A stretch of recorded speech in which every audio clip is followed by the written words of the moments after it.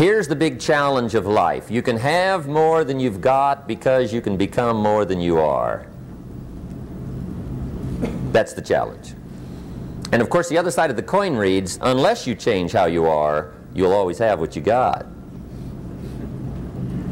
I have found in my experience that income does not far exceed personal development. Now sometimes income takes a lucky jump, but sure enough, unless you grow out where it is, it'll usually come back where you are. Life has strange ways. If somebody hands you $1 million, best you become a millionaire quickly, so you get to keep the money. Otherwise, sure enough, it'll disappear. Somebody once said, if you took all the money in the world, divided it up equally among everybody, it would soon all be back in the same pockets. Incredible. Success is something you attract, not something you pursue. Success is looking for a good place to stay. So instead of going after it, you work on yourself. Personal development. See, the major question to ask on the job is not what are you getting? The major question to ask on the job is what are you becoming? See, the big question is not what am I getting paid here? The big question is what am I becoming here? Because true happiness is not contained in what you get. Happiness is contained in what you become. So that's our major subject for tonight, personal development. Of all the assignments Mr. Schoaf gave me at age 25, this was probably the most difficult. In fact, I'm still working on this one. I think it's an unending challenge to see what you can become. The next subject is called basic laws. And it's good to study the basics. And I call these basics primarily because they come from the Bible. Now, I'm not a theologian or a minister, and that'll be apparent. But Mr. Schoaf taught me that the Bible was a good textbook for ideas and stories and success equations, how to live the better life. I found out that was true.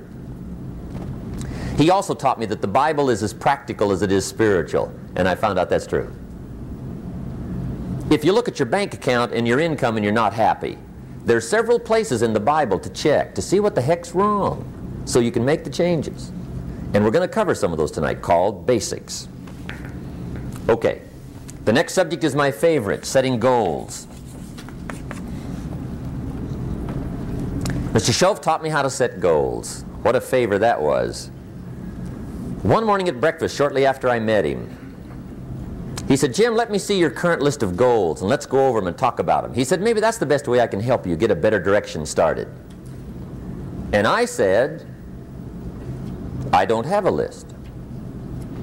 He said, well, is it out in the car or home somewhere? I said, no, sir. I don't have a list anywhere. He said, well, young man, that's where we got to start. He said, I can tell you right now, if you don't have a list of your goals with you, he said, I can guess your bank balance within a few $100s. Which he did. And that got my attention. I said, you mean my bank balance would change if I had a list of goals? He said, drastically. That day I became a willing student how to set goals. And sure enough, learning how to set goals changed my life. And I often wondered why no one had ever taught me how to set goals up until age 25. I went to high school, but if they offered it, I missed it. I went to college for a year, never heard it. I worked for Sears. Really. And to my knowledge, Sears never taught it. Right? How to set goals. So here I am, age 25, married, my family's starting, I've been to college, I'm working, and I still don't know how to set goals. But fortunately, when I was 25, I met the man who taught me how, and it revolutionized my whole life. Economically, socially, personally, it's incredible. So I want to share with you tonight what Mr. Schoaf shared with me, how to set goals. It can be a life changer. Okay. The next subject is the negative part of the seminar. Life is part negative, so we got to talk about the negative. And this subject is called diseases of attitude. Diseases of attitude. There's a lot of things that can wreck your chances to do well. We live in a rather dangerous world, so you got to be not only wise, you got to be careful. Now, attitude diseases are just as bad as physical diseases, right? High blood pressure, heart trouble. I mean, a lot of things lace your chances to do well. So you've got to be careful. And attitude diseases are deadly. I mean, they'll destroy all the good things you start. Okay? So we'll go through those attitude diseases, how to spot them, how to look for them, what they are, and the cure. And I'm a pro on these because I've had them all, so I can give you excellent advice on these. Now, the last subject we're going to consider tonight is called the day that turns your life around. The day that turns your life around. And under this subject, we're going to talk about the emotions that can change your life. Human beings are emotional creatures, and emotions are powerful for life change. Now, of course, emotions are so powerful they can go either way on you. Emotions can either build or destroy. So you really have to employ emotions properly. We call civilization the intelligent management of human emotions. If you can intelligently apply your emotions in the right direction, no telling what can happen. Could turn your life around one day would be sufficient. So we'll talk about those. Okay.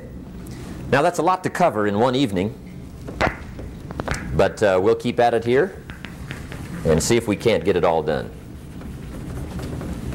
I'd like to have you now jot down the theme of the seminar. Every seminar should have a theme, I guess. We've got one. It's on some of our literature if you happen to notice it, but if you didn't, for your notes, here it is. The theme of the seminar goes like this: the major key to your better future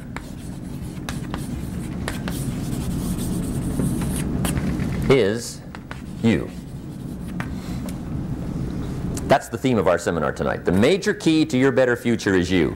And I'd like to have you underline two words just to give it some added punch. Underline the word major and the word you, so that it reads, the major key to your better future is you.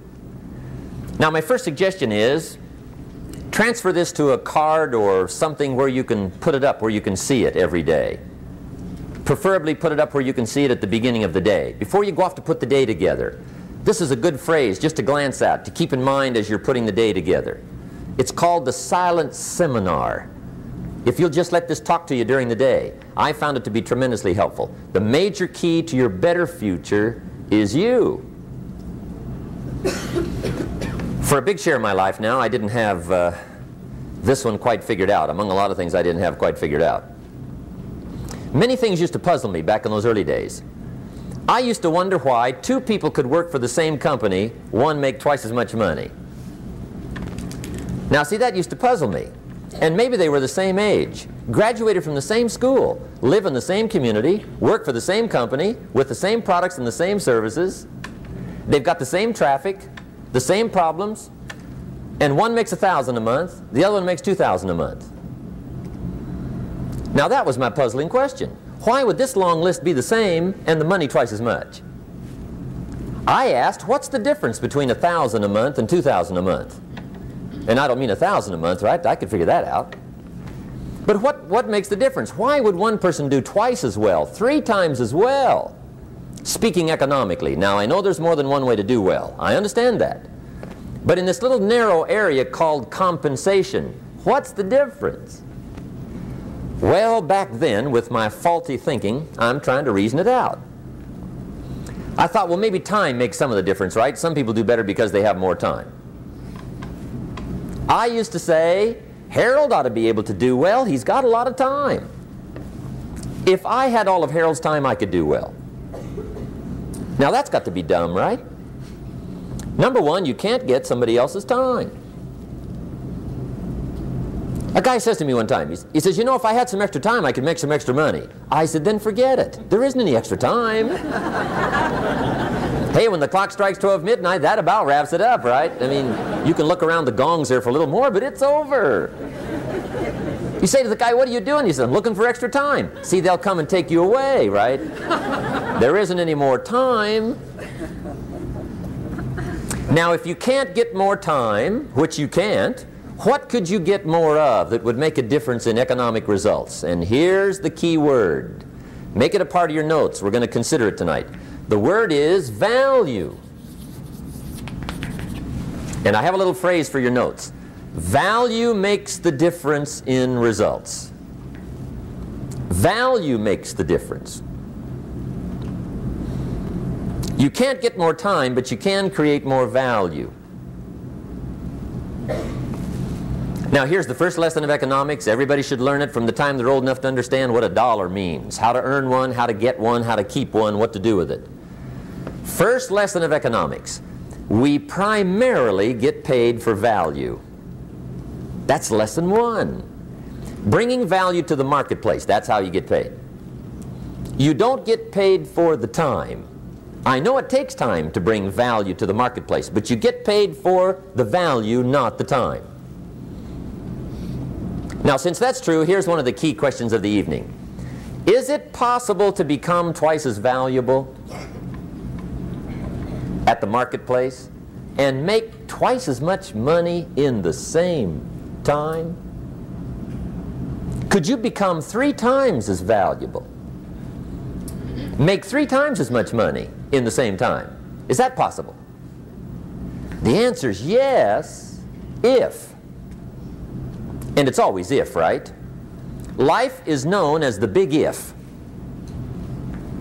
Harry Truman once said, life is iffy. How true.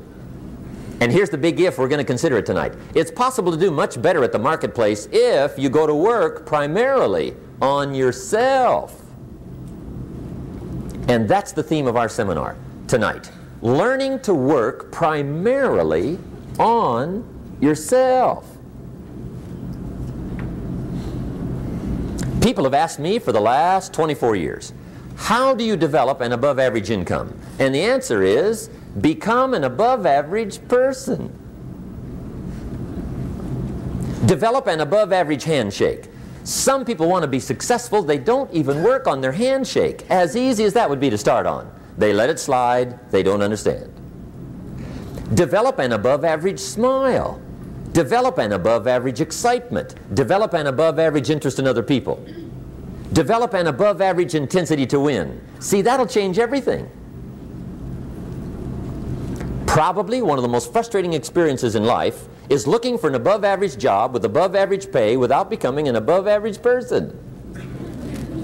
It's called frustration.